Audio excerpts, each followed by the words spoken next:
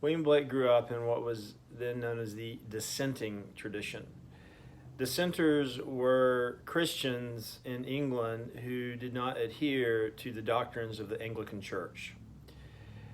Dissenters did not believe that to practice Christianity, one needed to adhere to a given tradition, nor did dissenters believe that one needed to adhere to the authority of bishops and priests.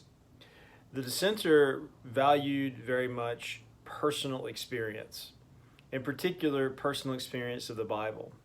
If I'm an Anglican reading the Bible in, say, 1770, I'm mainly reading the Bible to fit it into a pre-existing set of doctrines. The goal is not for me to reach some idiosyncratic understanding of the Bible, but rather to help my understanding conform to the doctrines that have been taught to me by the priests, the bishops, who are organizing and controlling my church. If, however, I'm a dissenter, I push hard to read the Bible as personally as I possibly can. The more idiosyncratic, the better, because the more idiosyncratic, the more the reading is a manifestation of my individual personhood. So from a very young age, William Blake was taught to read the Bible as he saw fit. Now, this really is the beginning of Blake's joy in poetry.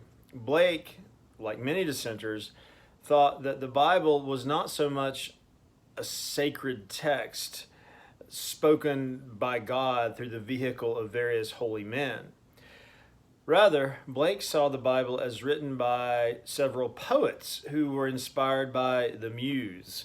So for Blake, Ezekiel was a poet, Isaiah was a poet, Jeremiah, Micah, Amos, all poets. The prophets were poets, and they wrote as poets would, and therefore their work should be treated as poetry would be treated.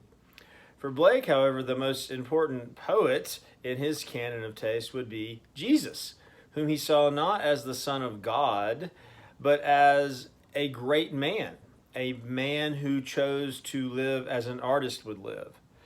So this is why we see over and over Blake say, God is nothing but a man. Because God, insofar as we know God, for Blake anyway, was Jesus.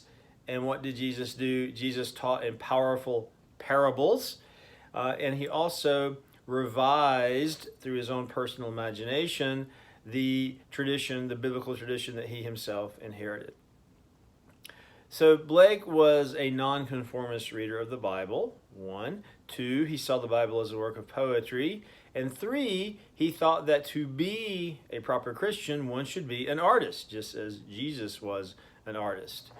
So just as Jesus in his own visions built his own very personal work of art, so Blake himself would grow up to write his own Bibles, his own scriptures, and he imbued them with the same kind of vision and spiritual energy that Jesus did his own.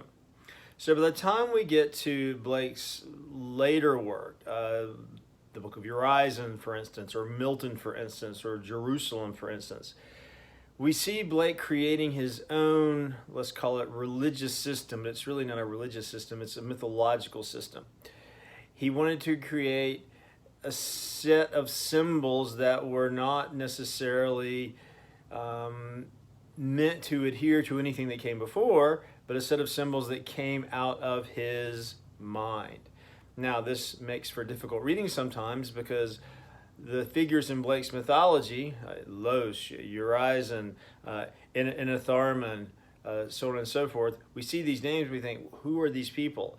Well, we can connect them just enough to the traditions from which they came, the Judeo-Christian traditions from which they came, we can recognize them a little bit, but ultimately we as readers have to work very hard to make sense of these figures. In other words, we are called by Blake to be very active, personal readers of his texts. In order to read Blake well, one must be an artist. Just as for Blake to read the Gospels well, one must be an artist. So this poetics of personal mythology and this sort of very active interpretive reading required of the personal mythology all stem back, or rather all stem from Blake's growing up in the dissenting tradition. Very important for understanding William Blake.